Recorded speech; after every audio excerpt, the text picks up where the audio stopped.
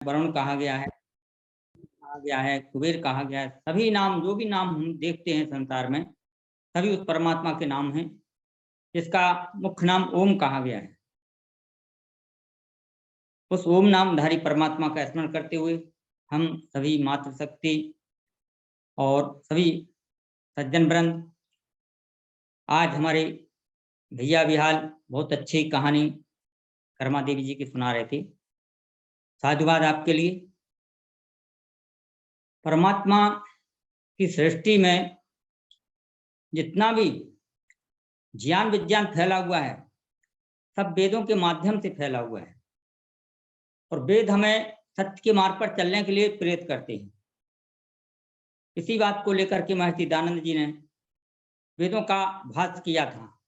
उन्होंने देखा कि वेदों के जो भाष्य, ये वेद, पहली बात तो वेद ही नहीं मिल रहे हैं, और जो वेद मिले भी तो उनके भाष्य जो उन्होंने देखे महीधर, उद्भट, सायण आदि के, वो प्रकृति के अनुकूल नहीं थे, सृष्टि के अनुकूल नहीं थे और परमात्मा के अनुकूल तो होने का सवाल ही पैदा नहीं। सब समाज के अंदर जो जितनी बुराइयां होती हैं, उन बुराइयों को लेकर के वह भाष्य किए गए थे। जो लौकिक संस्कृति है उसी के आधार पर भाष्य किए गए थे। यहाँ तक कि महीधर, उद्भट आदि ने भी कोई सत्य से जोड़ने किया है, उन्होंने बहुत कुछ पुरुषार्थ किया था, लेकिन फिर भी कहीं कहीं वो भटक गए थे। लेकिन पाणिनि व्याकरण के आधार पर जब महर्षि दयानंद जी ने गुरुकुल में गुरु ब्रजानंद जी के पास में, गुरु पूर्णानंद जी के पास में, और भी अपने जीवन के स्वयं के अनुभव के आधार पर जो भी देखा हुआ था, उसके आधार पर उन्होंने देखा तो उन्हें बहुत सी त्रुटियां वेदों के माध्यम में, वेदों में भाष्य किए करने वालों में दिखाई दी। और जब उन्होंने पाणिनि व्याकरण के आधार पर, निरुक्त और यास्क के आधार पर उन वेद मंत्रों का अर्थ करने के लिए उद्यत हुए, तो उन्होंने सोचा, देखा कि यह तो वेद तो त्रेतवाद का निरूपण के अलावा और कुछ नहीं कर रहा है। ईश्वर, जीव और प्रकृति, और इन तीन चीजों को लेकर के पूरे का पूरा वेद निरूपित किया गया है। परमात्मा के गुण, कर्म, स्वभाव कैसे हैं, परमात्मा के कार्य क्या है, परमात्मा का स्वरूप क्या है, फिर इसके बाद वेद क्या है, वेद का के अंदर की शिक्षाएं क्या हैं, और वेद के आधार पर सृष्टि का जो सृजन हुआ है प्रकृति का, वो क्या है। अब सृष्टि में सभी चराचर जीवात्माएं, चाहे वो मनुष्य हो, चाहे मनुष्येतर, पशु पक्षी, इतर कीट पतंग आदि कुछ भी हो, इन सब का वर्णन है, प्रकृति का वर्णन है। सतोगुण, रजोगुण, तमोगुण, इन तीनों गुणों के आधार पर प्रकृति रची गई है। हम जिसको प्रकृति को देखते हैं वो विकृति है। प्रकृति तो मूल रूप में होती है जब सत्व, रज, तमस तीनों गुण समान अवस्था में रहते हैं। लेकिन जब देखा गया कि जिन गुणों का, जिस गुण का प्रादुर्भाव ज्यादा होता है विकृतावस्था में, उस समय प्रकृति का वही स्वरूप हमारे सामने प्रकट होता है, और उसी के आधार पर मनुष्य जितने प्राणी हैं उनके आचरण हो जाते हैं। तो मनुष्य का जो जीवन है उसमें छोटे से लेकर बड़ा तक, छोटे और बड़े का मतलब बच्चे से लेकर के वृद्धावस्था तक, वर्णावस्था के आधार पर ब्राह्मण, क्षत्रिय, वैश्य, शूद्र सभी, इसमें राजा और प्रजा, पति पत्नी, माता पिता, संतान और माता पिता, इनका वर्णन है। व्यक्ति विशेष का, किसी राजे महाराजे का वर्णन कहीं पर भी नहीं, क्योंकि परमात्मा के लिए तो सभी संतान थे, तो उसको अलग से तो किसी राजे महाराजे की व्याख्या करनी नहीं थी। अलंकारिक भाषा में इन्हीं लोगों को निरूपित किया गया है। तो राजा का प्रजा के प्रति क्या कर्तव्य होता है, राजा का, सेनापति का, सैनिकों का अपना दायित्व किस प्रकार से निभाने का उचित मतलब होता है, और प्रजा का भाव राजा के प्रति कैसे होना चाहिए। यथा राजा तथा प्रजा, जैसा राजा होगा वैसी प्रजा होगी। तो प्रजा का भाव राजा के प्रति, अब कोई विशेष स्थान से नहीं जोड़ा गया है राजा को, ना किसी विशेष व्यक्ति से जोड़ा गया है राजा को। सार्वकालिक, सार्वदेशिक और सार्वजनिक परमात्मा का आदेश है कि राजा प्रजा के लिए पुत्रवत व्यवहार करें, पिता के सदृश व्यवहार करें, प्रजा अपने लिए पिता के समान उसको समझे। तो दोनों को सामंजस्य बना के पिता और पुत्र के आधार पर, फिर तमाम अलंकारक बातों में इतना है, सूर्य का उपमा दी गई है वेद में। सूर्य का प्रकाश जिस प्रकार से अंधकार को दूर कर देता है, इसी प्रकार से राजा का कर्तव्य है कि वो अज्ञान को, अविद्यादि को और धन ऐश्वर्य से वंचित लोगों को उनसे परे हटा के उस पूरी समृद्धि के साथ में, पूरा पत्सलता के साथ में प्रजा का निरूपण करें, प्रजा का रक्षण कार्य करें। प्रजा को कहा गया कि जिस प्रकार से ब्रह्मचारी बालक गुरुकुल में पहुंच करके गुरु के प्रति श्रद्धा भाव रखता है, उसको पिता और माता दोनों मान लेता है, तो उसको शिक्षा, पूर्ण रूप से शिक्षा मिल जाती है और वो शिक्षित होकर के फिर राजकाज में राष्ट्र के लिए और समाज के लिए और धर्म के लिए तत्पर हो जाता है। तो इसी प्रकार ऐसे ही पति पत्नी का क्या दायित्व एक दूसरे के प्रति बनता है, पिता पुत्र का, माता पिता का क्या दायित्व बनता है, ये सारी चीजें हमें वेदों के मंत्रों के माध्यम से महर्षि दयानंद जी ने देख करके बताई। और इसीलिए कहा गया कि वेद त्रयी, इसको वेद त्रयी कहा जाता है, ऋग यजु साम। और इसके बाद जो निरूपण होता है, जो उसका अर्थ बनता है, वो होता है अथर्ववेद। तो उसी को चौथा वेद जो कहते हैं अर्थवेद। तो इस प्रकार से परमात्मा ने वेदों का ज्ञान हमारे ऋषियों को दिया, जो पूर्व जन्म के श्रेष्ठ आचरण के मार्ग से चलते हुए दूसरे जन्म को प्राप्त हुए और उनको उस परमात्मा ने वेद का ज्ञान, उनके हृदयंगम तपस्वी थे, श्रद्धावान थे और पुरुषार्थी उद्यमी थे। जब वो ध्यान में बैठते तो परमात्मा के सारे ऐश्वर्यों को कहीं ना कहीं से उनको प्रकट अपने हृदय में हृदयंगम करते, उन पर विचार लगाते अपने अनुभव के आधार पर, और वो सटीक वेद के माध्यम से उस पर सटीक बैठ जाती। फिर वो अपने शिष्यों को, अपने सहपाठियों को उसके माध्यम से वो अपनी बातें उनके सामने रखती। फिर एक कहावत है, हाथ कंगन को आरती का क्या काम है। यही होता, जो ऋषि की वाणी निकलती, ऋषि की वाणी से जो निकलता, वो हम प्रत्यक्ष में उसको देखते चले जाते और उसको वेद का स्वरूप दे दिया जाता।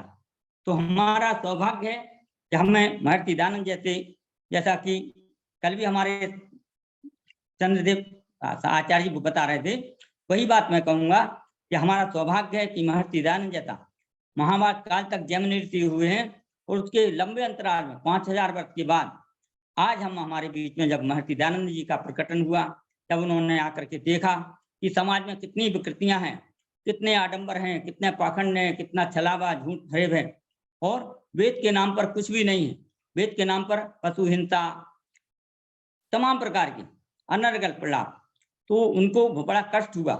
उन्होंने सोचा कि अगर मैं वेद का भाष नहीं कर पाया तो हम वेद की दुहाई तो देते रहेंगे, लौटो वेदों की ओर तो कहेंगे वेद सब सत्य विद्याओं का पुस्तक है, लेकिन कोई जान नहीं पाएगा। तो फिर उन्होंने वेद का भाष करने के लिए एक निर्णय लिया और दूसरे राजे महाराजे भी उसमें सहयोगी हुए। उनकी भी इच्छा थी, विद्वानों की भी मतलब निष्ठा थी। उन्होंने भी महर्षि दयानंद जी से कहा कि भगवान आज आप हैं तो आज तो आपका प्रवचन का शास्त्रवादन हम लोग कर रहे हैं, कल के दिन नहीं होंगे तो आपकी वाणी से जो शब्द निश्रित हो रहे हैं, जो वेद की वाणी निश्रित हो रही है, निकल रही है, उसको भूल जाएंगे सभी। तो आप इनको लिपिबद्ध कर दिए, इनका भात करिए। बहुत उद्यम करना पड़ा महर्षि जी को, क्योंकि महर्षि जी का जीवन तपोमय था, ध्यान साधना में लगा हुआ था। इसके बाद भी उन्होंने वेद का भात किया। तो उन्होंने यजुर्वेद का भात किया, पूरा का पूरा यजुर्वेद का भात उन्होंने कर दिया था। इसके बाद जब उन्होंने ऋग्वेद का भात करना शुरू किया और तमाम व्यवस्थाएं फैल होती चली गई उनके सामने, लोगों का आक्रमण हुआ उनके सामने, विद्वेषियों ने उनको पूरी क्षति पहुंचाने की कोशिश की, लेकिन वो परमात्मा के एक आस्थावान सच्चे भक्त थे। उन्होंने कोशिश हिम्मत नहीं हारी और ऋग्वेद का भी भात करने के लिए उद्यत हुए। तो 6वें मंडल तक और कुछ और मंत्र, यहाँ तक वो ऋग्वेद का भात कर पाए। लेकिन असमय में महर्षि जी का चला जाना हो गया लोगों की वजह से, और उनकी निष्ठा का कोई आंच नहीं आने पाई, वरना वो चारों वेदों का भात, क्योंकि मैं देखता हूँ हमारे सारे विद्वान लोग जिनने बाद में और 2 वेदों का भात किया, 2.5 वेदों का, बल्कि वो भी महर्षि की शैली पर ही किया हुआ है। तो आज हम अगर महर्षि दयानंद जी के भात को देख पा रहे हैं तो दूसरे के माध्यम से भी, तो वो महर्षि जी की ही देन है। वो महर्षि जी के परमात्मा के ऊपर जो परमात्मा की अनुकंपा थी, उसका ही हम लोग रसास्वादन करते हैं। मैं देख रहा हूं, आप सभी देख रहे हैं, 2 वर्ष से भी ऊपर होने को जा रहे हैं। तमाम हमारे देश के और मैं तो कहता हूं बाहर से भी विद्वानों ने अपनी अपनी वाणी के द्वारा वेद का रसास्वादन हम लोगों को कराया। वैदिक वांग्मय का हमको अनुभूत कराई। वैदिक वांग्मय के द्वारा हमें वेद के मार्ग पर चलने के लिए उद्यत किया। इसका भी हम लोगों का सौभाग्य हमें अपने लिए समझना चाहिए। ओम जी। जी गुरु जी। लखनलाल जी वो खाना हाँ मुनि जी आप बोलिए, लगातार बोलिए। अच्छा, समय तो नहीं हम अब ज्यादा ले। नहीं हमारी तरफ से ज्यादा समय लीजिए आप। अच्छा, तो उन्होंने देख लिया और मैं देख रहा हूं कि महर्षि जी का वेदों का भाष्य जो रहा है, वो लोग कहते हैं, हमसे भी चर्चा होती है कई बार, बोले भाई तुम्हारे पास में तो मुनि जी वेद हैं, हमें भी पढ़ना है, दे दो।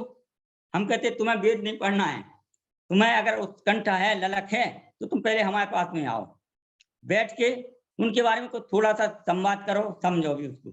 आप ले जाएंगे तो आप उसको एक तरफ खारिज कर देंगे एक प्रकार से। क्यों?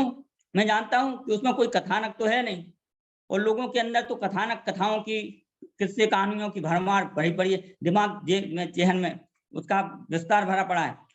आप भले ही वो कथानक कहानी भगवान राम का चरित्र हो, भगवान श्री कृष्ण जी का चरित्र हो, महाबली हनुमान जी का चरित्र हो, जगदम्बा मैया का, किसी का भी चरित्र हो, लेकिन जो चरित्र है वो कथानक के रूप में रोचक लगता है। और वेद में 50 मंत्र पिता और पुत्र का दायित्व किया बनता है, इसी के ऊपर है। क्यों? ऋषि का तो ये मानना था, ऋषियों का वेद के माध्यम से, कि कोई भी संवाद ऐसा नहीं रहे जिसकी तरफ से कोई ना कोई समझने में असमर्थ हो जाए। तो केवल प्रकृति से, परमात्मा से और जीवात्माओं से इनका ही संवाद उनमें है, उनकी ही कथानक उनमें है। बाकी जो हम कथा लोक में कथाएं देखते हैं उनसे नहीं जुड़ते हैं हम। और यही मैंने एक चर्चा और भी मैंने की है पहले, हमारे यहाँ पर एक जगह मुझे शुरू में जब पता लगा वेद का कि फला जगह एक वेद है यजुर्वेद, मुझे बड़ी प्रसन्नता हुई, क्योंकि हमारे पास में नहीं थे और हम लालच थे कि कहीं से भी हमें वेद का पता लग जाए। तो हमने पता लगाया, पता भी लग गया। तो उनसे जब हमारी चर्चा हुई, जिनके पास में वेद रखा हुआ था, कहानी लंबी है वो, लेकिन मुझे जब पता लगा तो मैं पहुंचा वहां पे, मैंने उनसे निवेदन भी किया। बोले वेद तो रखा है, लेकिन अब तुम्हें देखना पड़ेगा। हमने चलो हम देख लेते। हमारा लक्ष्य केवल इतना था, हमें पता था कि पढ़ने को तो हम ले नहीं जा पाएंगे, लेकिन हमने कहा इसका पता तो देखें क्या करें, किसने लिखा हुआ है। क्योंकि हमें थोड़ा थोड़ा जी तो विद्वानों से मैं सुन चुका था, ईसायन और भट्टाच का मिलता भी नहीं हो, मिल जाए अगर तो वो शुद्ध भाष्य नहीं है। लेकिन महर्षि जी का अगर भाष्य मिलता है दयानंद जी का, तो वो शुद्ध मिलेगा। पता लगाया, देखा भी मैंने। हमने कहा भाई ये पता नहीं लग रहा है हमें, कि ये तो मुझे ऐसा लगता है कि जब से रखा है शायद खोला नहीं गया है। बोले हाँ तुम सही कह रहे हो। मैं जहाँ पे इसको प्रारंभ किया था शुरू में पढ़ने के लिए मंदिर में, तो वहाँ किसी की समझ में नहीं आया था, और समझ में नहीं आया तो उसको मैंने बांध करके रख दिया। बोले भाई ये तो यहाँ कोई सुनने वाला नहीं है, कोई पढ़ने वाला भी नहीं। तो मैं देखता हूँ आज भी, आज तो नहीं खैर, लेकिन हाँ लंबे समय तक मैं देखता रहा हूँ, उन वेदों के लिए खेद दृष्टि से देखा जाता रहा। श्रद्धा तो रही, वेद भगवान की जय तो बोलते रहे हो भले, लेकिन उसको पढ़ने, पठन पाठन का कोई भी उनके पास में तरीका नहीं था, कोई भी व्यवस्था नहीं थी। तो मैं बार बार इसीलिए कहता हूँ, मैं क्या सभी स्वीकार करते हैं आज कि आपके मंच पर जितने भी लोग हैं, विद्वान जन हैं सभी, और जो भी चर्चा करते हैं, कहते ही हैं कि वास्तव में वेद सब सत्य विद्याओं का पुस्तक है, महर्षि जी ने कहा था। लेकिन महर्षि जी ने क्या कहा था, इस बात को हम भूल रहे हैं। वेद का पढ़ना, पढ़ाना और सुनना, सुनाना सब आर्यों का परम धर्म है। अब आर्यों का ही क्यों है, मैं तो कहता हूँ सब मनुष्यों का परम धर्म है, और जो पढ़ेगा वो आर्य हो जाएगा। क्योंकि आर्यत्व वेद के माध्यम से ही बनता है, प्राप्त होता है। और वैसे अगर हम वेद को नहीं पढ़ रहे हैं तो हम आर्यत्व के लिए तो हम हे दृष्टि से जैसा वेद जैसे ही आर्यत्व, हम कहते हैं अरे भाई वो फला तो लखनलाल जी है ना, वो यार हैं, तो मुनि जी हैं वो यार हैं और कोई यार नहीं। हम कहते हैं हम भी यार नहीं, हम बड़े गर्व से कह देते हैं। बड़ा दुख होता है उस जगह कि यदि आपने आर्यत्व का पता मतलब समझा होता, सारे जितने भी इतर धर्म संप्रदाय तैयार हुए हैं, नाम नहीं लूंगा, और अगर लूंगा तो जैसे महात्मा बुद्ध का जो अनुयायी हैं, जैन धर्म संप्रदाय है, कबीर संप्रदाय है, या आपके नानक देव आदि जितने भी हुए, वेद की और आर्त की दुहाई सभी लोगों ने दी हुई है, सभी ने माना है। और सभी के ग्रंथों में आर्त शब्द से श्रेष्ठ पुरुषों का, परोपकारी लोगों का, सदैव स्वाध्यायरत, सदैव परमात्मा की आराधना में लगे हुए ऐसे लोगों की निष्पत्तियां वे आर लोगों को दी गई हैं। आज आर किसको कहा गया है यही बताया गया है। तो मैं जानता हूं कि वो लोग शायद पता नहीं है अनभिज्ञता की वजह से या कोई हठ धर्मता की वजह से इस बात को स्वीकार नहीं करना चाह रहे, लेकिन मैं चैलेंज करके कहता हूं कि एक दिन सभी उस ओम ध्वज के नीचे, झंडे के नीचे आना पड़ेगा सभी लोगों को, और आ भी रहे हैं, क्योंकि और कोई विकल्प भी उनके पास में नहीं रह गया। बहुत ताली बजा ली हम लोगों ने, बहुत जयकारे लगा ले हमने लोगों ने दूसरों के उसमें, लेकिन अगर वेद के मार्ग से हम नहीं पकड़ पाया, वेद का मार्ग नहीं चल पाए वेद के मार्ग पर, तो मैं समझता हूँ, मैं बार बार कहता हूँ कि मनुष्य जीवन हमारा विकास, लेकिन मैं यहाँ इस शब्द को भी प्रयोग नहीं करूंगा, तब भी मैं देखूंगा कि मुझे जीवन में मिलेगा कुछ भी नहीं। क्यों कि वेद ही एक ऐसा हमारे लिए मार्ग प्रशस्त करने वाला सब आलम्बन है, तो उसके मार्ग से हम भटके हुए हों तब भी, और अगर नहीं भटके हुए, हम श्रद्धा के साथ में, भक्ति के साथ में कुछ भी कर रहे हैं, तो उसके साथ में अगर हमारा वेद का सामंजस्य बन जाए, वेद के स्वरूप को हम समझ जाएं, तो हमारा वास्तव में जीवन सफल हुआ माना जाएगा। तो हम सदैव एक ही बात कहते हैं लोगों से कि वेद को महर्षि जी ने कहा था, उसी को सारे विद्वान मान रहे हैं, तो हमारा दायित्व बनता है कि हम वेदों को, हमारे पंडित कमलेश कुमार जी, अब तो क्योंकि नहीं रहे सम्मानी है वो, लेकिन यहाँ जब महरौनी में सबसे पहले वो आए और वेदों की कथाई से उन्होंने प्रारंभ किया, राजस्थान के थे वो, अग्निहोत्री, पंडित कमलेश कुमार अग्निहोत्री के नाम से जाने जाते थे, क्योंकि उनका दोनों समय का यज्ञ, संध्या वंदन किसी भी कीमत पर नहीं छूट सकते थे, और वो जब तक जीवित रहे, उनका स्वयं का कहना रहा है, हम लोगों ने प्रत्यक्ष में देखा है और उनका स्वयं की वाणी से भी सुना है कि हम चाहे एक तो बीमार हुए नहीं, कभी उन्होंने औषधि आदि का प्रयोग नहीं किया, लेकिन अगर कभी असमर्थता किसी प्रकार की हो गई तो उन्होंने स्वाध्याय, संध्या वंदन और वेद का पठन, यज्ञ आदि इनको कभी भी नहीं छोड़ा। और इसके साथ ही साथ में बहुत अच्छे भजनोपदेशक थे, बहुत अच्छे लेखक थे, इतने ट्रैक्ट उन्होंने, भले उन्होंने संस्थागत बनाए हैं, इतने ट्रैक्ट लिख कर उन्होंने, हम लोगों का जब संपर्क पहले नंबर हुआ तो उन्होंने, उनको थोड़ी दक्षिणा, उनकी कहानी नहीं कर सुनाऊंगा, खैर मैं उनको थोड़ी सी दक्षिणा देने की कोशिश की गई हमारे यहाँ महरौनी थी। तो हम लोगों ने देखा कि जब दक्षिणा की बात आई तो बोले भाई मुझे दक्षिणा नहीं चाहिए। बोले नहीं महाराज जी, आप 2 दिन 4 दिन हम लोगों को सत्संग में बैठा लेंगे तो दक्षिणा तो देंगे। बोले मैं आखिरी दिन जब जाने लगूंगा तब दक्षिणा ले लूंगा। अब असमंजस में लोग जाने, महाराज जी ऐसा नहीं कि ज्यादा मांगने लग जाए, परिस्थिति नहीं हो। उनसे फिर निवेदन किया, उन्होंने फिर वही बात कह दी। बोले ठाकुर साहब या पंडित जी या जी जो भी लोग वहां जुड़े थे, 8 जनों, कल आप लोग जिस दिन हमारा जाने का समय होगा यहाँ से, उस दिन हम मांगेंगे और वो चीज मांगेंगे जो आपके हाथ में ही होगी, आपको जेब में से भी नहीं निकालना पड़ेगा। बड़ा मुझे, मेरे रोम खड़े हो जाते हैं उस समय का वाक्य जब हमारे सामने देखा हमने।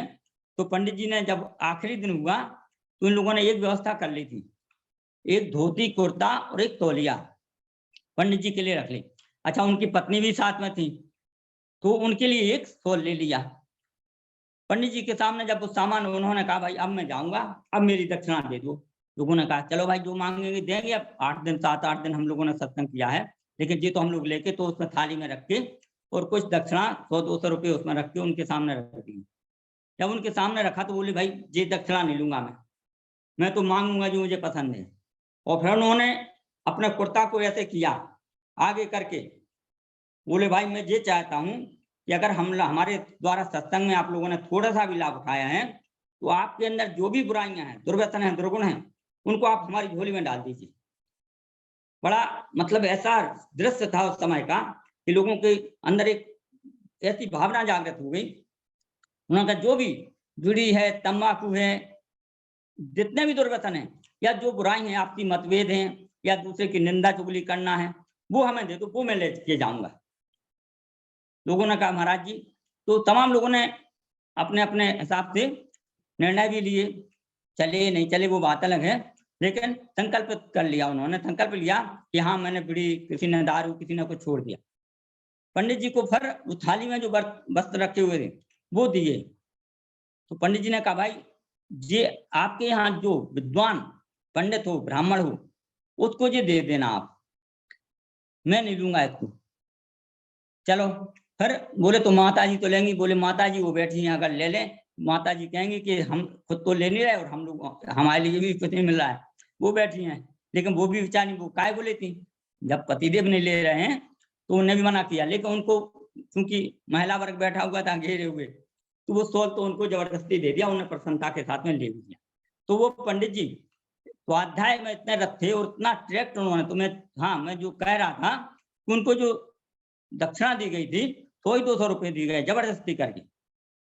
तो वो ले जा करके उससे चौगने पैसों का उन्होंने शायद भेज दिया था।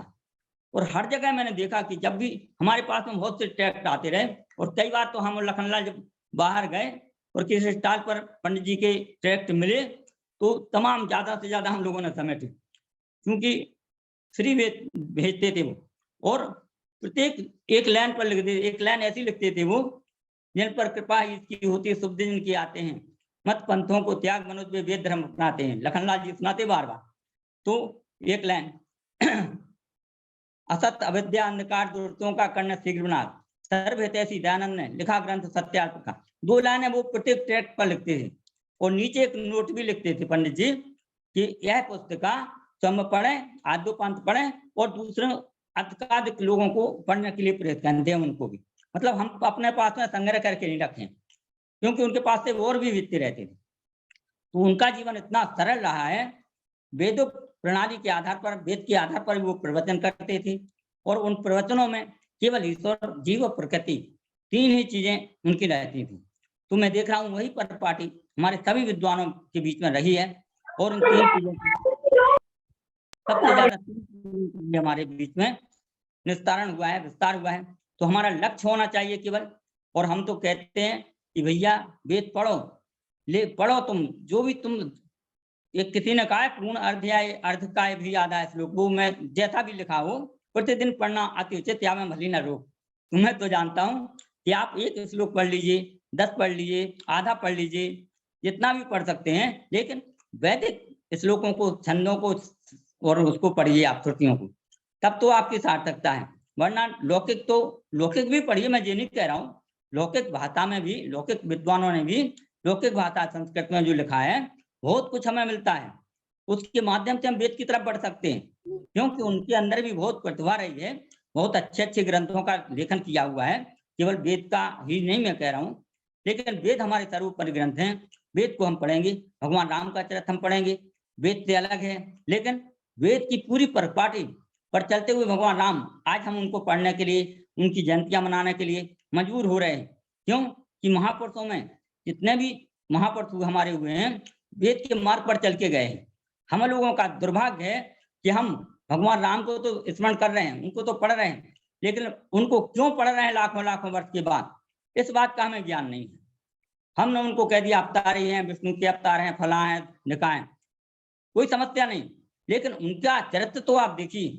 और वो चरित्र उनका जो हमारे बीच में मिलता है वो केवल वेद की वजह से मिलता है, उस मार्ग पर चलने की वजह से ही उनका हम स्मरण करते हैं। और इसलिए वो महान हो गए, महान नहीं हुए भगवान भी हो गए हैं और भी ऋषि हो गए हैं। तो हमारा दायित्व है कि हम भगवान राम को स्मरण करें, लेकिन उनके चरित्र को आधार पर हम ये तो देखें कि कहाँ से भगवान बन गए, कहाँ से महापुरुष बन गए। तो हमारा अंतिम लक्ष्य जो है वहां तक हमको ले जाएगा जहां से वेद की परिपाटी भगवान परमात्मा ने ऋषियों के द्वारा भेजी। तो हम देखेंगे कि वेद वास्तव में हमें, चलिए धन्यवाद मुनि जी। मनुष्य से महापुरुष बना सकते हैं, भगवान बना सकते हैं और ऋषि बना सकते हैं।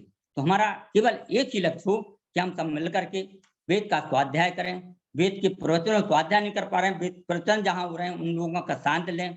सत्संग ही इसी को कहते हैं, सत्य का संग जो करे उसको बहुत कुछ प्राप्त होगा। इन्हीं शब्दों के साथ में लखनलाल जी ने मुझे बीच में लंबा समय दे दिया है। साधुवाद। ओम। चलिए बहुत बहुत आभार मुनि जी। मैं निवेदन करूंगा, युद्धवीर जी मेरी बात तो सुने। युद्धवीर जी,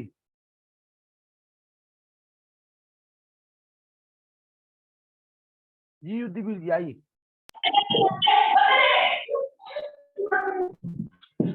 सभी को नमस्ते जी। नमस्ते जी, आइए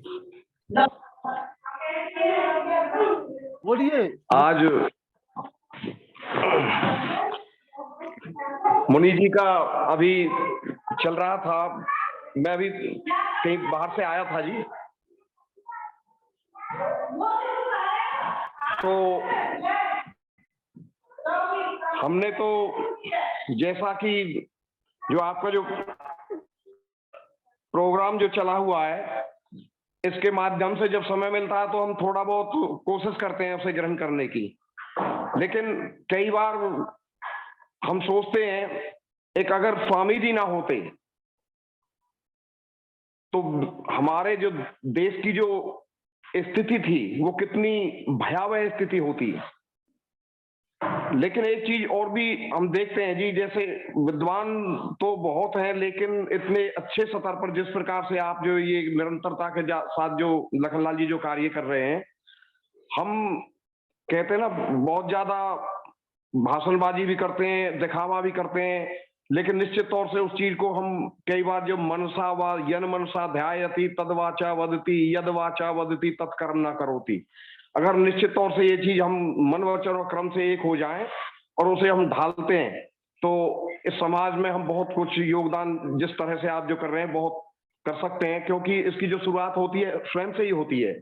अभी एक जो श्लोक था रामायण का किसका था जी, वह ढोल गंवार शूद्र और नारी ये सब ताड़न के अधिकारी, इसका जो गलत अर्थ निकाल करके जो इस प्रकार की जो टिप्पणी की गई थी, क्योंकि सत्यार्थ प्रकाश में महर्षि दयानंद सरस्वती ने भी लिखा है, सामर्थ्य पानी भृगनंती गुरुवों ने विश्व छतई लालना शरीनो दोषा ताड़ना शरी युनो गुनाहा।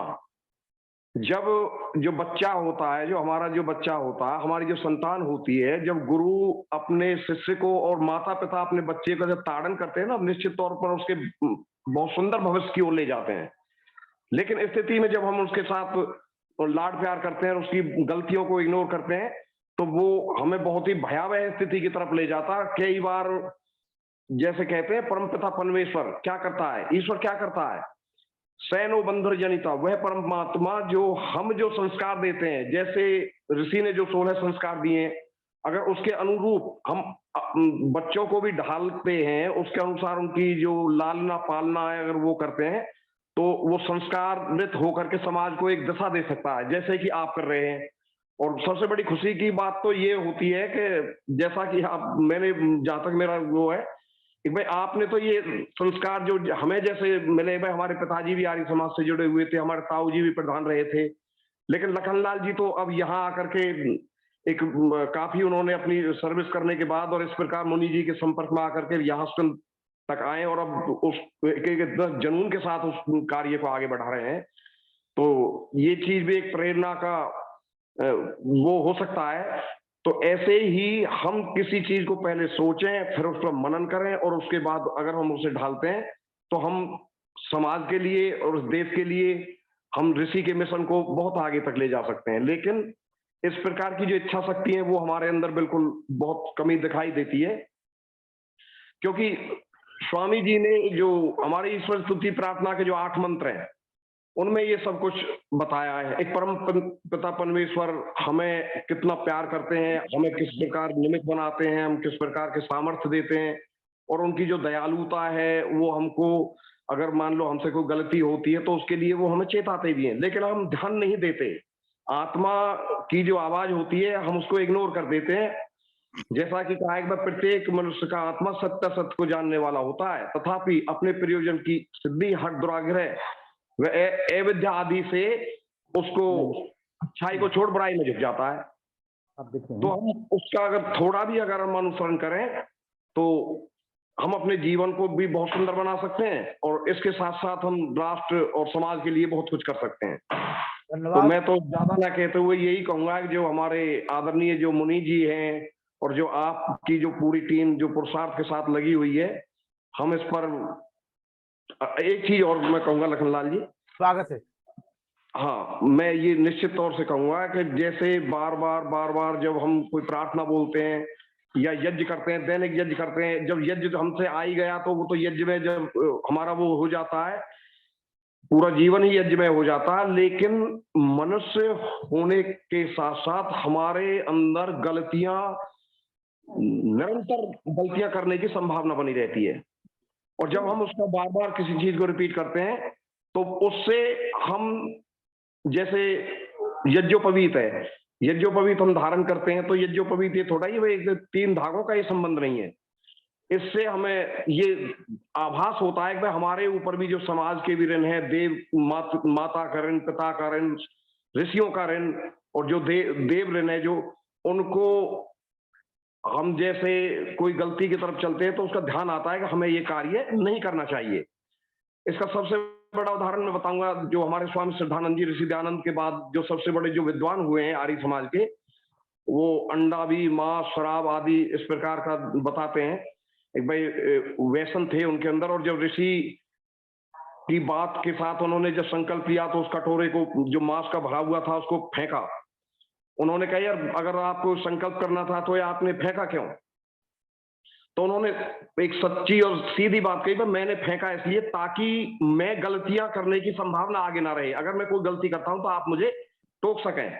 अगर हम संकल्प लेते हैं ना मन में, तो उसमें कोई देखने वाला नहीं होता। तो जब गलतियां होती है, लेकिन परमपिता परमेश्वर उस चीज को हमें देखता है। सैनो बंधुर जनिता सह विधाता, वह परमात्मा हमें भ्राता के समान सुख देने वाला है और हमारी हर क्रिया को जानते हैं, और निश्चित तौर से वो उसके लिए वो हमें दंडित भी करते हैं। हम दंडित ना हो उससे पहले ही अगर हमारी कोई टोका टोकी हो जाए, अगर घर में कोई धन्यवाद युद्धवीर जी, बहुत बहुत आभार।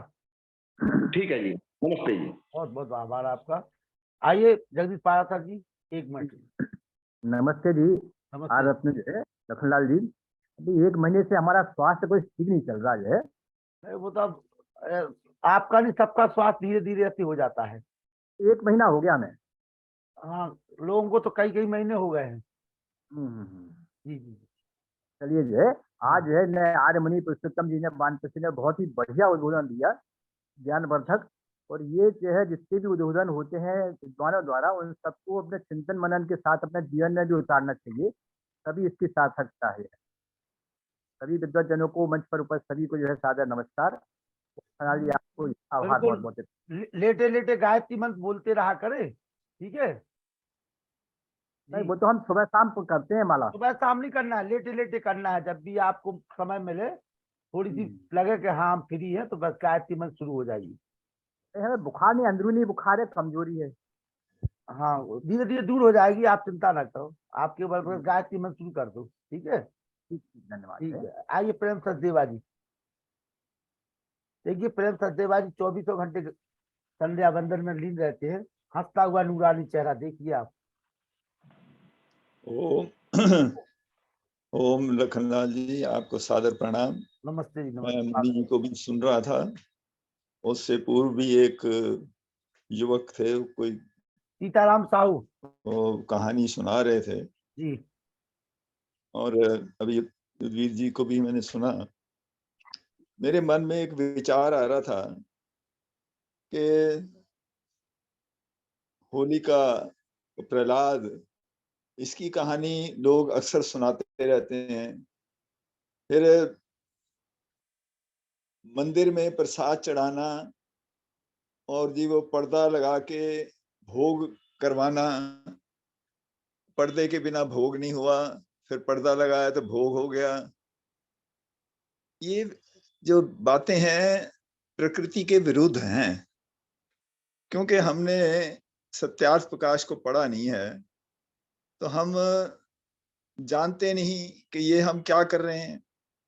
कोई यहाँ पर बात ऐसी है ही नहीं कि ईश्वर को मानो, प्रकृति को मानो, जीव को मानो। ये बात तो प्रकृति के विरुद्ध है कि भाई अगर आग में आप 2 शरीरों को रख दोगे, दोनों भस्म हो जाएंगे।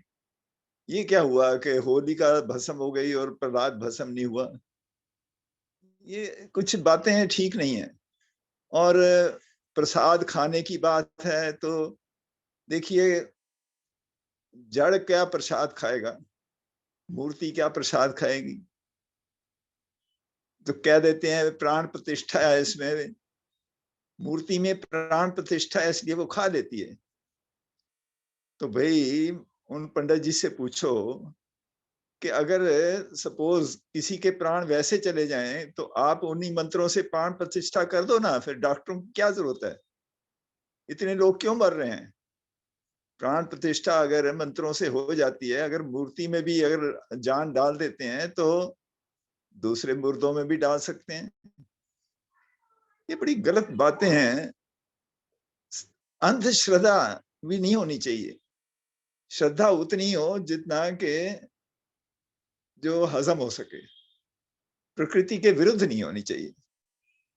तो ये दो चार बातें हैं जिसको हमें ध्यान रखना चाहिए और हमें लोगों को समझाना चाहिए कि भाई ये अगर कोई लिखी हुई कहानियां भी हैं तो उन कहानियों को किसी अज्ञानी आदमी ने लिख दी हैं, अज्ञानवश वो लिख दी हैं, तो उसको एज इट इज मत समझो ना, उसको आप समझो, पहले देखो कि हाँ भाई ये ठीक लिखी हुई है कि नहीं लिखी हुई, उसको समझ के फिर उसको धारण करो, नहीं तो उसको छोड़ दो कि भाई ये कौन अज्ञानी है जिसने लिखा है, ये ठीक नहीं लिखा है इसने। हम भी छोड़ देते हैं, हम पढ़ते हैं, कई चीजें पढ़ते हैं लेकिन हम छोड़ देते हैं, लोग एज इट इज फॉरवर्ड कर देते हैं। मैं देखता हूँ हमारे आर्य ग्रुप में भी कई चीजें ऐसी आती हैं। कल ही कुछ ऐसा आया था, मैंने देख के ही हंसी आ जाती है। और हमारे भेजने वाले भी अच्छे खासे ज्ञानी हैं, पढ़ते नहीं है, फॉरवर्ड फॉरवर्ड फॉरवर्ड।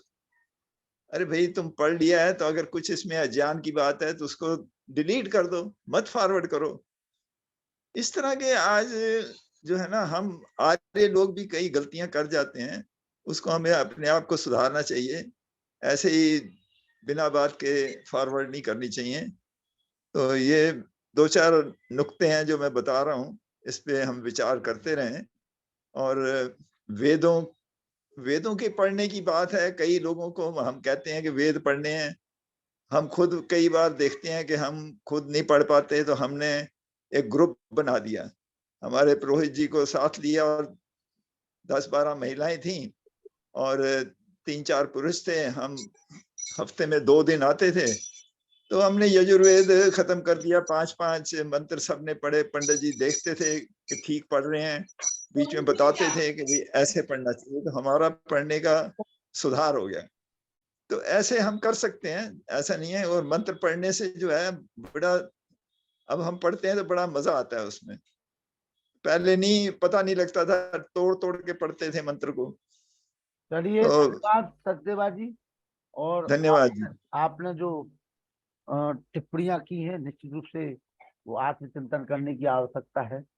और धीरे धीरे जब आप जैसे विद्वान लोग आकर के अपने आने वाली पीढ़ी को, अपने कल को जब बात समझाएंगे तो वो धीरे धीरे समझ में आएगी। और एक मुनि जी शायद बता दिया होगा, उन्होंने नहीं कहा होगा कि जिन पर कृपा ईश की होती, शुभ दिन जिनके आते हैं, मत पंथों को त्याग मनुष्य वेद धर्म अपनाते हैं। आइए चंद्रशेखर शर्मा जी। हाँ नमस्ते। देखो, एक तो मोक्ष राज जी को सुना कल परसों, और आज मुनि जी को भी सुन के मेरे को ये विचार आया कि भाई हम ऋग्वेद के प्रथम मंडल से कुछ मंत्र सूक्त के, जैसे मान लो 10 मंत्र हम प्रतिदिन पढ़े हैं, तो एक अच्छी शुरुआत हो जाएगी, वेद का पढ़ना सुनना सुनाना हो जाएगा। और अभी जैसे शशिदेवा जी कह रहे थे, कुछ शंका प्रकट कर रहे थे। देखो, जैसे पंचतंत्र में कहानियां लिखी, वैसे ही ये कहानियां हैं सारी भक्त प्रहलाद और होलिका की। तो हमने कहीं ये पढ़ा कि जो होला चने जो आते हैं ना इस समय फसल में, तो वो उसके होला जब सेकते हैं अग्नि में तो चारों तरफ से वो तो जल जाता है, लेकिन उसके अंदर जो चना पक करके बाहर निकलता है उसको अपन प्रयोग में लेते हैं। तो कई जगह सांकेतिक रूप से प्रहलाद और होलिका को इसको भी बताया गया है कि होलिका तो वो होला के ऊपर आवरण है और अंदर जो चना है वो प्रहलाद का रूप है। तो विद्वान जैसे कहते हैं ना कि भाई हरि अनंत, हरि कथा अनंता, तो तरह तरह की व्याख्या कर रखी है। उपनिषदों में भी कहानियां दे रखी है, वृत्तांत दे रखे हैं। जैसे भाई नचिकेता क्या है? जिज्ञासु। और यमाचार्य उसके गुरु हैं, जो उसकी जो शंकाओं का समाधान कर रहे हैं। तो अपने सनातन बहुत व्यापक है। और मैंने ये भी सुना है कि भाई हम गुलाम रहे, हमारे वेदों को नष्ट कर दिया, लोग ले गए, पुस्तकालय जला दिए। तो उस समय जो भी आप जैसे लोग थे, बड़े लोग, उन्होंने ये चिंता करी कि भाई हमारी संस्कृति कैसे रहे। तो मंदिर में मूर्तियों के रूप में, चित्रों के रूप में, इन छोटी छोटी कहानियों के रूप में ये अनिल चीजें नरोला छोड़ जी, गए। और अनिल नरोला जी, ये मेरा मान। धन्यवाद। धन्यवाद धन्यवाद। अनिल नरोला जी। आदरणीय लखनलाल जी, मुनि पुरुषोत्तम जी, युद्धवीर जी, चंद्रशेखर जी, सब और सभी आयोजनों को सादर प्रणाम। अभी बड़े अच्छे प्रसंग चल रहे थे। युद्धवीर जी ने भी बड़ी अच्छी बातें बताई। मुनि जी ने भी ईश्वर के और स्वामी दयानंद जी के बारे में काफी अच्छा वर्णन किया। उससे पहले हम कर्मावती जी के बारे में और बुंदेलखंड की कर्म भूमि के बारे में भी काफी बातें सुन रहे थे। अभी प्रेम सहदेवा जी ने भी बड़ी अच्छा बताया कि कैसे कैसे ईश्वर के प्रति भ्रांतियां होती हैं। और मैं भी एक आर्टिकल पढ़ रहा था, उसमें लिखा हुआ था कि ईश्वर हमारे ऊपर हंस रहा है। तो ईश्वर हंसता हुआ कि देखो, मैंने इनको बनाया, प्रकृति को, पूरी सृष्टि को बनाया, प्रकृति को बनाया, और मैंने जो इनको बनाया तो वेदों की रचना की, वेदों की रचना से वेदों का ज्ञान दिया, सृष्टि ज्ञान के माध्यम से इनको चार ऋषियों अग्नि, वायु, अंगिरा और आदित्य को पूरा उनकी भाषा और अर्थ सहित ज्ञान दिए, जिससे मनुष्य जाति पढ़ सके और अपना कार्य कर सके। उसी प्रकार और मनुष्य और पशु बनाए, मनुष्य और पशु में बड़ा अंतर किया। मनुष्य को ये भी बताया कि भाई मैं निराकार हूँ, मेरा कोई रूप नहीं है, मेरा कोई अलग से, मैं भौतिक रूप से यहाँ पर प्रस्तुत नहीं हूँ, और जो कुछ भी हूँ निराकार होते हुए भी मेरे प्रति करना चाहिए, मेरे जो गुण हैं वो धारण करने चाहिए। लेकिन हम मनुष्य हैं, हमने ईश्वर की मूर्तियां बना ली। बताइए, जिस ईश्वर ने इतनी बड़ी सृष्टि, इतना बड़ा ब्रह्मांड बनाया है, हम उसकी एक मूर्ति बनाकर उसमें स्थापित कर देते हैं और सोचते हैं कि इसमें हम ईश्वर की प्राप्ति हो रही है हमें, तो वो सर्वथा गलत है। ईश्वर की मूर्ति बनाने से क्या होगा? अब ईश्वर का, हमें जैसे ईश्वर ने हमें बनाया, तो ईश्वर कहता है कि ईश्वर के जो गुण, मेरे अंदर जो गुण हैं, ज्ञान है, दया है, कृपा है, इस सब के अच्छे अच्छे गुण, न्यायकारी है, इस प्रकार के गुण आपको भी धारण करने चाहिए।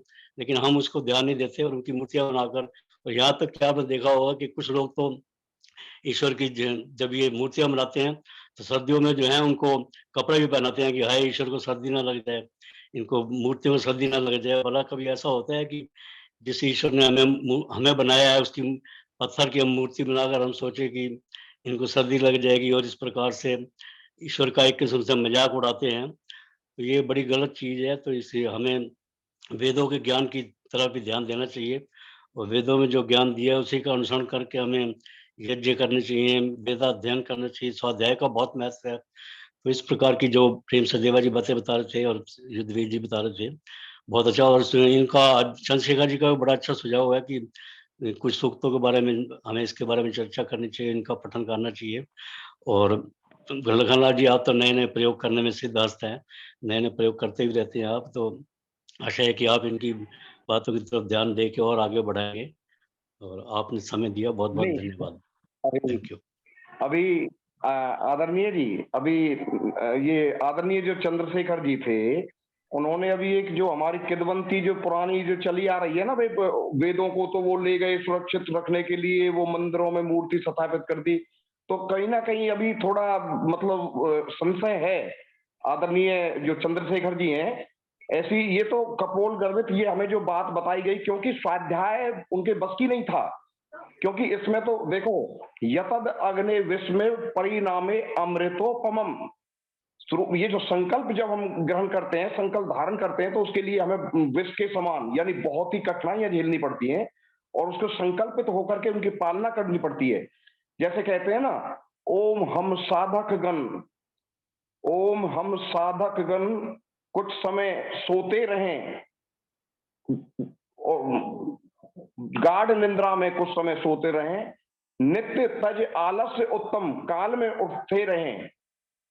हे प्रभु आनंद दाता ज्ञान हमको दीजिए, शीघ्र सारे दुर्गुणों को। अब देखो, परम पिता परमेश्वर से प्रार्थना करने से हमारे दुर्गुण नहीं जाएंगे। उसके लिए हमें सुबह ब्रह्म मुहूर्त में उठना पड़ेगा, शौच आदि से निवृत्त होने के बाद हमें व्यायाम भी करना पड़ेगा, योग भी करना पड़ेगा, स्वाध्याय भी करना पड़ेगा। उसके बाद ये हो सकता है घंटी बजाने से, मूर्ति को दीपक दिखाने से, कपड़ा पहनाने से हमारे ना दुर्गुण जाएंगे, अविद्या बढ़ेगी और हमारे अंदर आलस और प्रमाद भी आएगा। तो उसके लिए ये जो मैं चंद्रशेखर जी के सुझाव से बिल्कुल सहमत नहीं हूँ। एक भाई प्राचीन काल में हमारे ग्रंथों को कोई ले गए या उनको वो खंडित किया, इसलिए वो मंदिर बना दिए। तो ये चीज देखो, मैं उनका, वो मेरे से उम्र में बड़े हैं, मैं उनका सम्मान करता हूँ, लेकिन कई भ्रांतियां हैं। क्योंकि अभी आपने कहा था कि कई लोग फॉरवर्ड कर देते हैं। अभी प्रेम सचदेव बाजी बता रहे थे बगैर मतलब उसका विचार किए।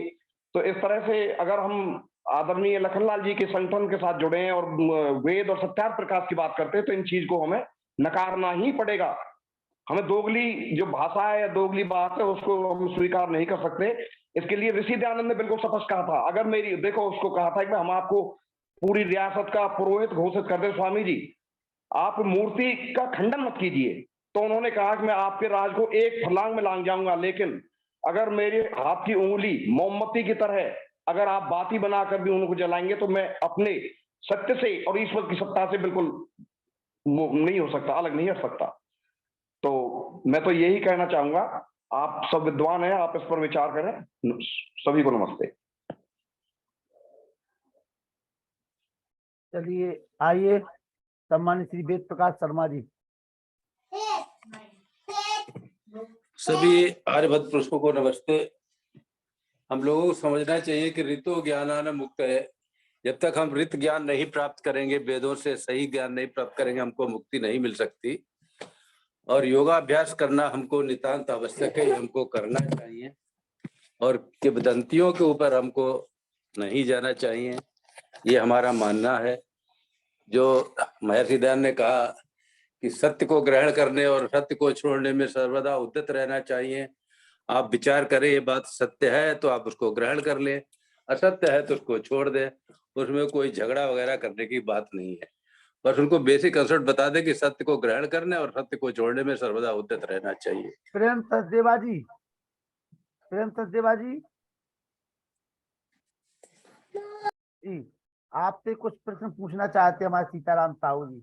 पूछिए जी, सीताराम। कौन पूछना चाहते हैं, क्या पूछना चाहते हैं? मैं था सीताराम नहीं जी, आप। पूछिए सीताराम जी, प्रश्न जी। पूछिए।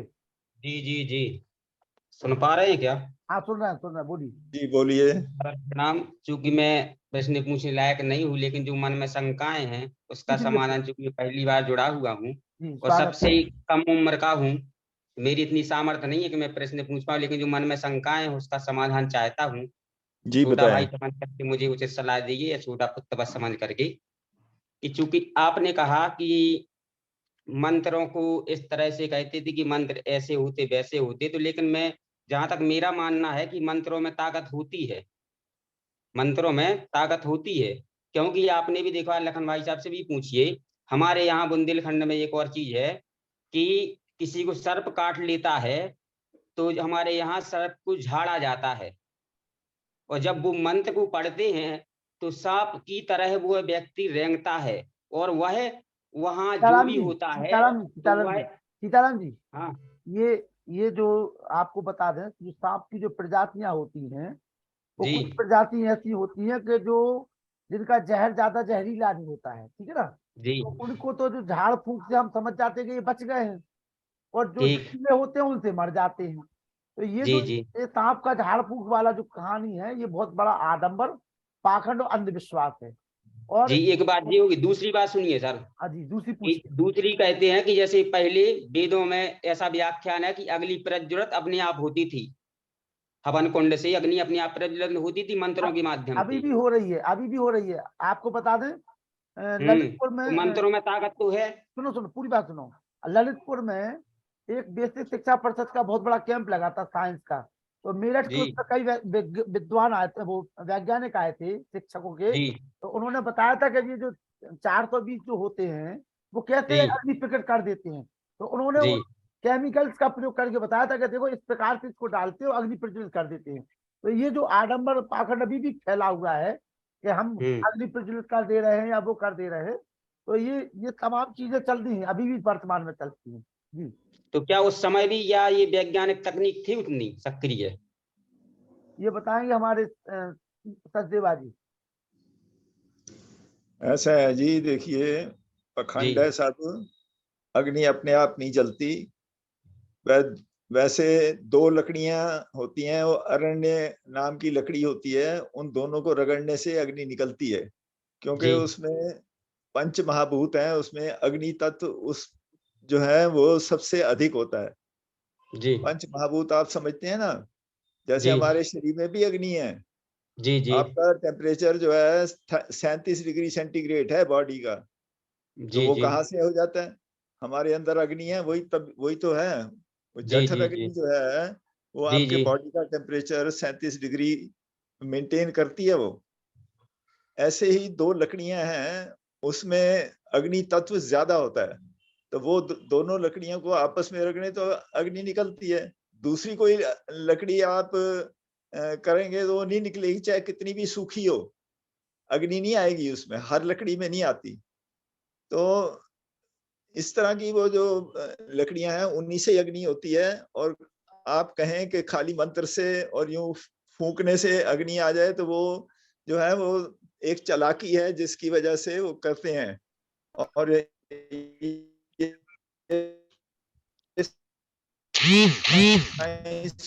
जैसे आप बता रहे हैं हमारे लखनलाल जी, मैं कि भी ये देखिए ये चीज फेंकते हैं और पता भी नहीं लगता कैसे फेंक देते हैं, और वो उससे अग्नि जल जाती है। वो भी एक केमिकल सा मुनि होता जी है। बोलिए, मुनि जी बोलिए, मुनि जी कुछ कह रहे हैं, मुनि जी। इस बारे में मैं भी एक बात कहना जैसे चाहूंगा। एक मिनट मुनि उन्होंने जी, देखा है। मुनि जी एक मिनट। जी हाँ जी इस बारे में मैं भी एक बात जी कहना जी चाहूंगा। आपने सुना होगा कि कई बार जंगलों में अपने आप आग लग जाती है, तो जिसको दावा नल बोलते हैं ना, दावा नल, वो एक पेड़ दूसरे पेड़ से टकराता है, गिरते हैं पेड़, तो उससे आग लग जाती है, इसको दावा नल बोलते हैं। तो ऐसा कई बार होता है, जंगलों में बड़ी भयंकर आग लग जाती है उसी से ही। अभी आपने देखा होगा कैलिफोर्निया के जंगलों में बड़ी जबरदस्त आग लगी, अमेरिका में, और कई महीनों से अब तक भी जल रही है। तो जो सचदेवा जी बता रहे हैं वो सही है कि लकड़ी के रगड़ने से भी अग्नि उत्पन्न होती है। आदरणीय जी, ये हमारे जो सीताराम जी का ये प्रश्न ही नहीं है। हाँ वो ये प्रश्न नहीं है। ये प्रश्न ही नहीं है आदरणीय सीताराम जी का, उनका सीधा सा प्रश्न है। एवं मंत्रों में वो होती है अग्नि प्रज्वलित हो जाती है। वो ये नहीं करे घर्षण से होती है। उनका प्रश्न है मंत्रों में इतनी ताकत होती थी पहले, मंत्रों से वो अग्नि प्रज्वलित कर देते थे हमारे जो ऋषि थे, मुनि थे। लेकिन आपने बहुत सही प्रकाश डाला आदरणीय नरुला जी, सचदेवा जी, कि मंत्र में अपनी कोई ताकत नहीं होती। मंत्र का मतलब है उस मंत्र को यथायोग उसका ज्ञान ग्रहण करने के बाद हम जो क्रिया करते हैं, तो मंत्र हमें ताकत देता है। मंत्र में ये जैसे संस्कार विधि में स्वामी जी ने 16 संस्कार जो बताए हैं, अगर वो 16 संस्कार हम पढ़ते रहें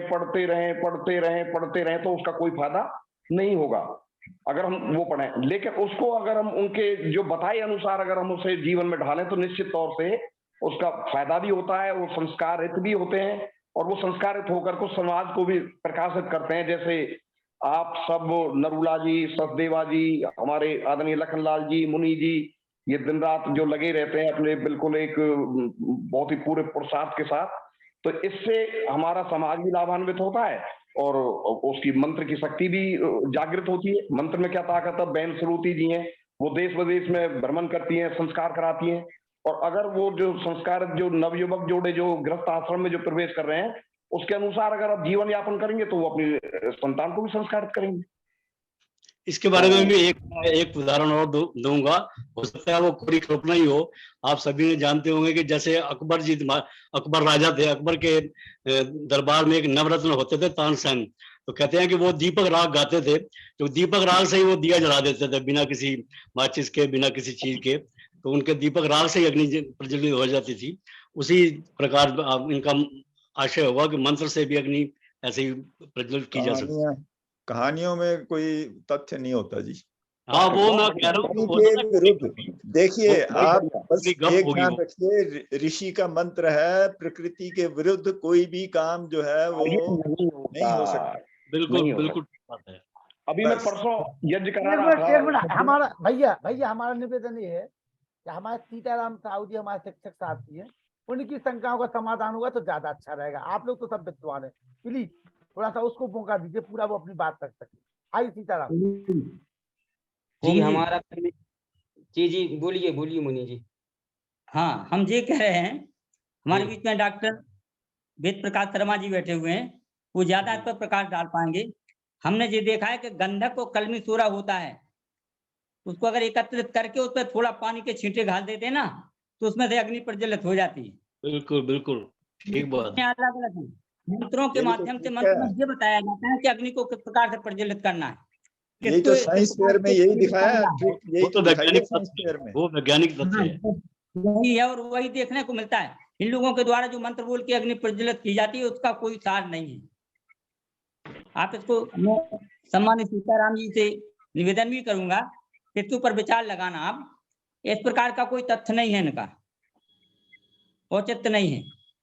सारे मंत्रों में कुछ ना कुछ क्रिया बताई गई, जैसे हम हवन कैसे करना चाहिए, उस मंत्र को बोलते हुए उसमें ये सार बताया गया है। मंत्र हम बल पढ़ते हैं, हमको अर्थ नहीं आता है, इसलिए पढ़ते जाते हैं कि ये यहाँ पढ़ना है। हमारे स्वामी जी ने, महर्षि जी ने बताया और विद्वानों ने कि इस मंत्र को ऐसे पढ़ के इसको प्रक्रिया को करना है इसको, लेकिन उनका अर्थ भी उसी बात को सिद्ध करता है। ये कह रहा हूँ। नहीं तो जैसे अपन मंत्रों का उच्चारण कर, जैसे हवन में भी करते हैं, तो सभी का आवाहन करते हैं अपन मंत्रों के माध्यम से, उच्चारण करके ही सबका हाँ आवाहन जी। करते हैं। तो मंत्रों में हमारा मतलब ये कि मंत्रों में ताकत है कि नहीं है, सीधा सा प्रश्न है। मंत्र का मतलब ही होता है गुह्य रहस्य, जिसका पता नहीं है, लेकिन उसके अंदर जो गुप्त रहस्य उनका उजागर हो जाना। तो मतलब जैसे मंत्र में मंत्रों ताकत में, है। हाँ, आपका सवाल आप करिए भैया।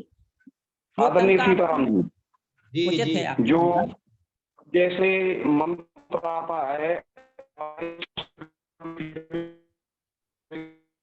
अग्नि मिडे प्रो यज्ञ देव मृत्युजम होतारम रत्नधात्मम। अब अगर हम पौराणिक अगर कोई हो तो भाई ये बस में इसके ये बोलने से ये हो जाएगा, ये हो जाएगा, लेकिन इसका सीधा सा जैसे अवतार मुनि जी, हर मंत्र का इतना सुंदर अर्थ होता है, उसके अनुरूप हमें अपना जीवन जो क्रिया ढालनी पड़ती है। जो अर्थ है, सृष्टि से पूर्व विद्वान समस्त जीवों के हित के लिए रतन गर्भा पृथ्वी को धारण करने वाले, पदार्थों तथा वेद ज्ञान को प्रशासित करने वाले, यज्ञ तथा परोपकारी मनुष्यों के दर्शक सर्वव्यापक ईश्वर की प्रार्थना उपासना करते हैं। अब उसकी उपासना कैसे होगी, परंतु तत्व ये चीज इसमें बताई गई है, उसकी स्तुति, प्रार्थना और उपासना। अब ये मंत्र में ताकत कौन सी ताकत रही है? स्तुति, प्रार्थना और उपासना। जब हम तीनों जो ईश्वर के नजदीक पहुंचेंगे, उनको गुणों को धारण करने के लिए प्रयास करेंगे, तो निश्चित तौर पर ज्यादा नहीं, थोड़ा बहुत 1% मुझे बहुत अच्छा लगा है जो आप, जो सीताराम जी, अभी आप युवा हो और इस तरह की जो भूख जो जागृत हुई है, तो ये बहुत बड़ी उपलब्धि है। ऐसी जो कृपा जो आदरणीय जो लखनलाल जी के साथ जुड़कर के आप इस तरह के जो प्रश्न कर रहे हैं, तो हम भी वृंदावन भी जाते थे, मथुरा भी जाते थे। एक बार हम चले गए तो वहां के काफी महाराज लोग इकट्ठे थे। हमने कि जी वो उपास था उनका, मैंने कि जी मैं फल वगैरह ला देता हूँ। वन की हम बच्चा आपके हाथ का फल नहीं लेंगे। मैंने कि क्यों? वन के आपने गुरु बनाया? मैंने कि जी मैंने तो गुरु नहीं बनाया, मेरे तो माता पिता हैं सबसे पहले गुरु, हमारे आचार्य हैं। वन के हम आपके हाथ का प्रसाद नहीं लेंगे, मतलब कोई बात नहीं है। तो इस प्रकार के ये लोग हमको बरगलाते हैं। अभी मैं परसों एक यज्ञ करा रहा था, तो एक हमारे जो वो थे जो यजमान, मैं थोड़े दूर हो जा, चम्मच में कोई लकड़ी बांध ले और घी डालने के लिए बोले जी हमने तो बहुत जाप किया, बहुत घंटी बजाई है, अग्नि हमें जलाएगी नहीं। अब बताओ ये सीताराम जी आप क्या सोचते हैं इसके बारे में? अगर कोई ज्यादा पूजा पाठ करता है तो अग्नि जलाएगी नहीं? ऐसा कुछ नहीं है, उसे सब बराबर हैं। अग्नि का स्वभाव है जलाना। जी जी। तो इस तरह की जो भ्रांतियां जो फैला दी, हम मूर्ति में प्राण प्रतिष्ठा कर देंगे। अब जो मूर्ति है उनकी प्राण प्रतिष्ठा, अभी जैसे बता रहे थे हमारे नरूला जी और जो आदरणीय जो सचदेवा जी, जो हमारे जो रिश्तेदार होते हैं इस तरह के, जो माता पिता भाई रोजाना एक्सीडेंट हो रहे हैं, तो उनके अंदर क्यों नहीं प्रतिष्ठा, प्राण प्रतिष्ठा हम कराते? तो ये मैं आपसे विशेष खुश हूं। हम भी आपकी अवस्था में इस प्रकार की जो भ्रांतियां होती थी उसके निवारण के लिए जो हमारे जो सज्जन जो पुरुष थे उनके निकट जाते थे, उनसे शंका समाधान भी कराते थे। और उसका ही परिणाम है कि आप जैसे लोगों के साथ हम जुड़ पाए।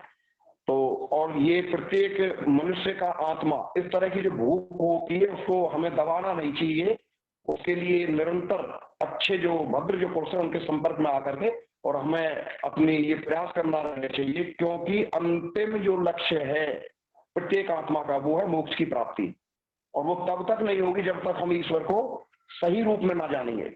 ईश्वर का सही रूप आर्य समाज के पहले नियम ईश्वर सच्चिदानंद स्वरूप, निराकार, सर्वशक्तिमान, न्यायकारी, दयालु, अजन्मा, अनंत, निर्विकार, अनादि, अनुपम, सर्वाधार, सर्वेश्वर, सर्वव्यापक, सर्वंतर्यामी, अजर, अमर, अभय, नित्य पवित्र सृष्टि करता है। अब कहां से बीच में ये बात आती है? कोई मंत्र जो ज्ञान जो दिया है, जैसे हम कोई फ्रिज, घड़ी या कोई भी हम आइटम लाते हैं तो उसके साथ एक पुस्तक आती है, ऐसे ही वेद जो ज्ञान है, वेद में सबसे पहला जो वो दिया है वो यही है ऋग्वेद में, ओम अग्नि मिडे पुरोहितम यज्ञ से देव मृत्युजम होतारम रत्नधात्मम। हम उस परम पिता परमेश्वर को जान करके उनकी स्तुति, उनके गुणों को धारण, उनके संपर्क में आने के लिए उपस्थान, उनके नजदीक बैठने के लिए, नजदीक कब बैठा जाता, आपके नजदीक हम कब आएंगे, या आप लखनलाल जी के नजदीक जाएंगे। अब देखो आपने कितनी अच्छी बात मतलब अपनी उठाई है कि हमारी शंका है, अगर इसका समाधान होगा तो हम आपके नजदीक आएंगे। ऐसे ही जब फेरे पड़ते हैं ना तो उस पर भी ये जब कहते हैं भाई अगर आप मुझे वचन दो तो मैं आपके नजदीक आऊँ, अगर आप ये वचन दो तो मैं आपके नजदीक आऊँ। तो यही परमपिता परमेश्वर के नजदीक जाने के लिए भी हमें उनको गुणों को धारण करना होता है, उनकी जो अच्छाइयां हैं, क्योंकि ईश्वर के तो अनंत गुण हैं, अनंत उनकी क्रियाएं हैं। और एक कई कहते हैं उन्होंने उसका वो अवतार लिया, फलाना लिया, ढका लिया, ईश्वर को कभी कोई अवतार लेने की आवश्यकता आपकी आवाज साफ नहीं है। और जी मैं चाहूंगा मुनि जी, हाँ पूछिए सीताराम जी, और कोई प्रश्न हो तो पूछ लीजिए। आज ठीक है भाई। ये सीताराम जी, है जी, हमारी आवाज आ रही है? हाँ आ रही है। एक मिनट बात कर ले, हम सीताराम जी से बात कर ले 2 मिनट। हाँ जी सीताराम जी, जी भाई जान, एक अमर ग्रंथ है सत्यार्थ प्रकाश जी, उसको थोड़ा सा पढ़ने का प्रयास करें। और दूसरी जी। चीज, ये जो किस्से कहानियां हैं हमें पढ़ा दी गई हैं और हम उन्हीं को अनुभव रूप से पढ़ते चले आ रहे हैं। पढ़ना भी चाहिए, लेकिन ईश्वर ने हमें थोड़ा सा आत्मचिंतन करने का एक ज्ञान दिया हुआ है। अगर कोई आपसे कहता है कि सूर्य पूरब से नहीं पश्चिम से निकलता है ना, या प्रकृति के विरुद्ध कोई चीज ऐसी हो कि कोई कहता है कि साहब अमुक खम्भे से अमुक व्यक्ति पैदा हो गए, ठीक है ना, ये भाई जो पैदा होती है जो चीजें वो किस प्रकार से होती है आपको पता है ना। जो प्राकृतिक चीज है परमात्मा की दी व्यवस्था के अनुसार से कोई चीज उत्पन्न होती है। तो हम अगर किसी किस्से कहानियों को मानने लग जाते हैं तो वो सारी चीजें वेद के विरुद्ध, प्रकृति के विरुद्ध हैं। तो ये समझने में थोड़ा सा जिज्ञासा बनने की जरूरत है, करने की जरूरत है। और जब आप इन सारे प्रश्नों को अपनों जैसे मुनि से या सत्यार्थ प्रकाश से या वेद से कहीं पूछेंगे तो इन सारे प्रश्नों के उत्तर आपको मिलना प्रारंभ हो जाएगी। किस्मतियां क्या क्या है, बहुत सी चीजें रहती हैं, उनके पीछे पर को नहीं जाना है, लेकिन हमें आत्मचिंतन थोड़ा सा करना पड़ेगा। और ईश्वर ने हमें शिक्षक भी बनाया है और बुद्धि भी दी हुई है। और हमारा सौभाग्य ये जो पटल है महर्षि दयानंद सरस्वती का, ये जो मंच है आर्य समाज का, इस पर केवल और केवल वो सारी चीजें बताई जाएंगी जो वैज्ञानिक तर्क और युक्ति और प्रमाण, और सबसे बड़ी बात वेद के आधार पर। वेद परमात्मा की वाणी है, ठीक है ना। तो जो वेद अपने आप में ईश्वर की वाणी है और वेद में जो लिखा हुआ है वो स्वतः प्रमाण है, उसके लिए किसी प्रमाण की आवश्यकता नहीं है। तो हमें थोड़ा सा अध्ययन करना पड़ेगा, जिज्ञासु बनना पड़ेगा, और समय समय पे इन सारे प्रश्नों को ये जितने भी विद्वान हैं इनसे अगर आप पूछेंगे तो वो बड़ी तालीमता के साथ आपके प्रश्नों के उत्तर देते रहेंगे। जी मुनि जी पूछिए क्या कह रहे हैं। ठीक, हाँ वही कह रहे थे हम, अपने जैसे सत्य प्रकाश के बारे में बता दिया। पंडित कमलेश कुमार जी की चर्चा हम कर चुके हैं। उन्होंने लिखा था असत अविद्या अंधकार दुर्तों का कर्ण शीघ्र विनाश, सर्वहितैषी दयानंद ने लिखा ग्रंथ सत्यार्थ प्रकाश। और अगर हम सत्यार्थ प्रकाश पढ़ लेते हैं, मान लीजिए वेद पढ़ लिए, शास्त्र पढ़ लिए, उपनिषद, रामायण, कुछ भी नहीं बच रहा है जो नहीं आपने पढ़ लिया। और केवल हिंदू धर्म के ग्रंथ नहीं, महर्षि जी ने तो जितनी बुराइयां दूसरे संप्रदायों में हैं उन मंत्रों को, उन आयतों को भी हमारे बीच में रख दिया है, 12, 13, 14 समझ ला, तो उनको पढ़ लीजिए। और मैं कहता हूँ कि हम आप मिल नहीं पा रहे हैं, माध्यम से जैसे चर्चा होती है, इससे ज्यादा तो आप प्रभावी होंगे जब अपन आमने सामने बैठ करके थोड़ी सी चर्चा करेंगे। हम आपको संतुष्ट करेंगे, आप हमको संतुष्ट करेंगे। ओम।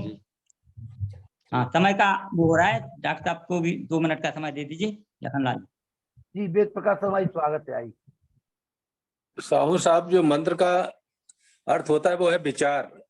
जब मंत्र को पढ़ेंगे, उस पर विचार और मनन करेंगे तो आपके अंदर ज्ञान की अग्नि पैदा हो जाएगी। तो ये भी एक तरह की अग्नि है जो आपको सद्मार्ग की तरफ ले जाएगी। और जहां तक अग्नि की पैदा है, केमिकल रिएक्शन, आप सोडियम को पानी के अंदर डाल दीजिए, वो जलने लगेगा। तो ये तो केमिकल रिएक्शन है, इसको हम जादूगरी कहते हैं। तो कुछ लोग जादूगर दिखा देते हैं, उन्हें पता नहीं, जैसे कि अनपढ़ आदमी, उसने केमिस्ट्री नहीं पढ़ी है, तो उसके सामने सोडियम पानी में डाल दिया, उसमें आग जलने लगी। उसने कोई मंत्र भी उसने पढ़ दिया तो देखो मंत्र में कितनी शक्ति है, इसमें आग जलने लगी। तो ये सब चीजें केमिकल रिएक्शन से, उनको भी पढ़ना है। ज्ञान बड़ा अथाह है, तो ज्ञान को आपको हमेशा ग्रहण करते रहना चाहिए। जो आपके दिमाग में बैठ जाए सत्य, उसी को ग्रहण करें, बाकी जो असत्य है उसको छोड़ देना चाहिए। साधु ऐसा चाहिए कि सार सार को गहरे और थोता दे उड़ाए। तो आपको बिल्कुल वैज्ञानिक होना चाहिए।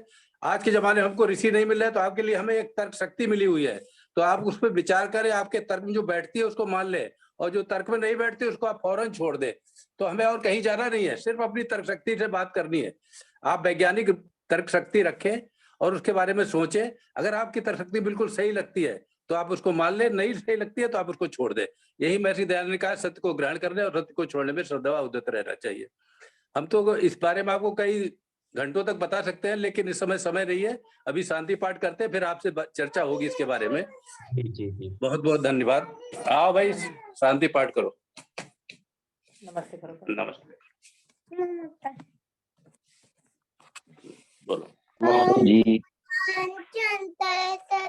शांति पृथ्वी शांति राखो, शांति दया, शांति वनस्पतय, शांति विषय देव, शांति ब्रह्म, शांति शरद, शांति शांति देव, शांति धाम, शांति रहती, ओम शांति शांति शांति। सो अभय सत्य सनातन वैदिक धर्म की जय। गुरुवर ब्रजानंद की जय। महर्षि दयानंद की जय। सदा पुरुषोत्तम श्री रामचंद्र की जय। योगेश्वर श्री कृष्णचंद्र की जय। पंडित लेख राम की जय। स्वामी श्रद्धानंद की जय। स्वामी आत्मानंद की जय। भारत माता की जय। माता की रक्षा हो, पालन हो, आर्य समाज अमर रहे, वेद की ज्योति जलती रहे, आर्यों के महाकुंभ जलती रहो, आर्यों के महाकुंभ। अच्छा, ओम का झंडा ऊंचा रहे। प्रणव ध्वनि ओम। वैदिक अभिवादन सबको नमस्ते जी। सभी के माइक खोल दिए हमने, सभी के माइक खोल दिए, सभी नमस्ते कर लीजिए। सभी नमस्ते। सभी को नमस्ते जी। नमस्ते जी। केला सामने रख। नमस्ते माता जी। नमस्ते जी। नमस्ते राजेश्वर जी। नमस्ते। नमस्ते शर्मा जी। नमस्ते शर्मा जी। नमस्ते जी। नमस्ते। नमस्ते जी। नमस्ते जी। नमस्ते नमस्ते दादाजी। नमस्ते। सबको नमस्ते जी। ओम सर्वेभ्यो नमः। चलिए, सभी को सादर नमस्ते कर ले, नए विषय के साथ। लाखन भैया नमस्ते। युद्धवीर जी नमस्ते से मैं एक बात कहना नमस्ते। चाहूंगा। नमस्ते तो कर ली युद्धवीर जी, अगर सुन रहे हैं तो आज युद्धवीर जी, आज मुझे बहुत, आज सबसे ज्यादा दुख हुआ कि आपने मुझे दोगली बात कहने वाला बताया। ना मैं दोगली तो कोई बात नहीं है, धन्यवाद आपको। दोगली नहीं, सुनने में थोड़ा सा वो हो चुका होगा, दोगली नहीं, वो युद्धवीर जी ऐसा नहीं बोल सकते हैं। संशय। हाँ, मैं अपनी बताऊंगा जी। मैंने ये कहा है, एक आपने जो बात जो बताई थी आदरणीय चंद्रशेखर जी, मैंने दोगली नहीं कही, दोगला नहीं, मैंने ये कहा था संशय, संशयात्मक, जैसा हमारे वेद प्रकाश डॉक्टर साहब ने जो बताया है। एक हमें जो अच्छी जो बात है उसे ग्रहण करें और जो गलत बात है उसे हम त्याग दें। और यही स्वामी ऋषि दयानंद जी ने भी कहा है। तो मैंने ये नहीं कहा दोगली, मैंने ये कहा है कि भाई इस प्रकार की जो भ्रांति है, भ्रांति पूर्वक जो बात है वो त्यागने योग्य है, और जो हमें ठीक लगती है, जो यथार्थ जो ज्ञान है उसको हम ग्रहण करें। अब मेरा जो विचार है वो आप सब सुन लें कि देखो, जब मैं शंकराचार्य जी ने अपने वेदों को स्थापित किया था परिश्रम से, जो भी उनकी बुद्धि सामर्थ्य थी उस देश और काल परिस्थिति के अनुसार उन्होंने किया। आज उसको लगभग 2500 से ऊपर समय निकल चुका। दयानंद जी को भी 200 वर्ष हुए हैं। हमने दयानंद जी का प्रचार कितना किया और कर रहे हैं, तो उस हिसाब से ये शंकराचार्य जी के बराबर जाने में हमें भी तो कुछ टाइम चाहिए। आदरणीय चंद्रशेखर जी, स्वामी दयानंद ने ये कहा है मेरा इसमें कुछ भी नहीं है, दयानंद का हम कर ही नहीं सकते, स्वामी जी का इसमें कुछ भी नहीं है, लेस मात्र भी नहीं है। जी जी जी करेक्ट है। उन्होंने वेद की बात रखी है, सब वेद के ऊपर बताया। हाँ, तो वेद की बात शंकराचार्य जी रख के गए थे और वही बात दयानंद जी रख रहे हैं। मैं शंकराचार्य ने क्या कहा है मैं बताऊंगा। देवाधीनम जगत सर्वम मंत्र अधीनस्थ देवता ते देवा ब्रह्मण अधीनस्थ तस्मात् ब्रह्मण देवतम।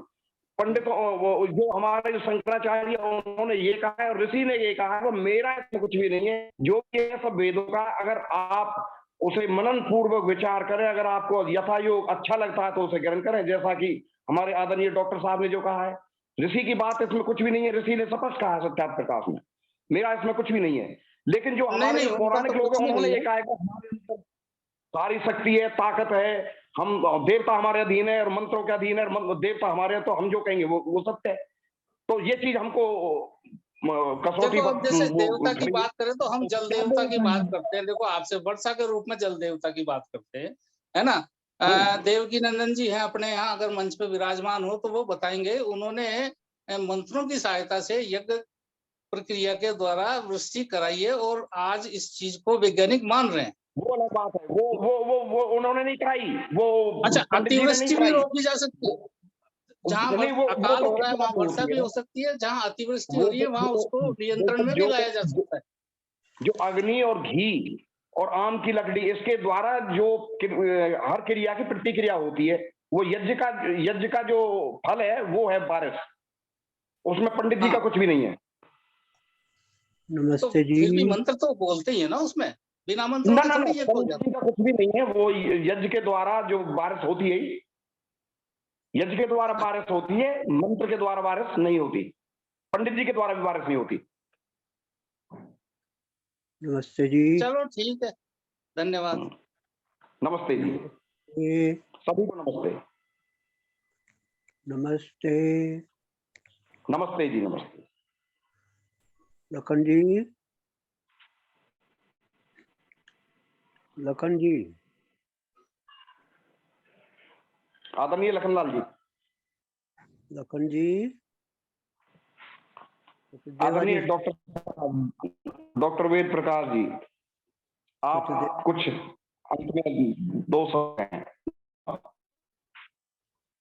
सचदेवा जी चले गए क्या? हाँ जी, सचदेवा जी।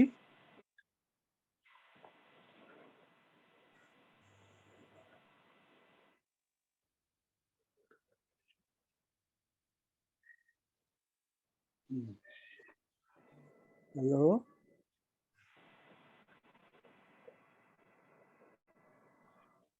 लखनलाल जी। कोई सुन रहे हैं मेरी बात? हाँ जी, आवाज आ रही है आपकी। आपकी आवाज आ रही है। सचदेवा जी हाँ, चले गए क्या? हाँ जी, हाँ चले गए वो। उनका फोन नंबर है आपके पास? हाँ जी, नहीं, हम लोगों के पास में तो नहीं है। तो लखनलाल चाहिए था। आवाज नहीं आ रही लखनलाल जी? वो तो पता नहीं,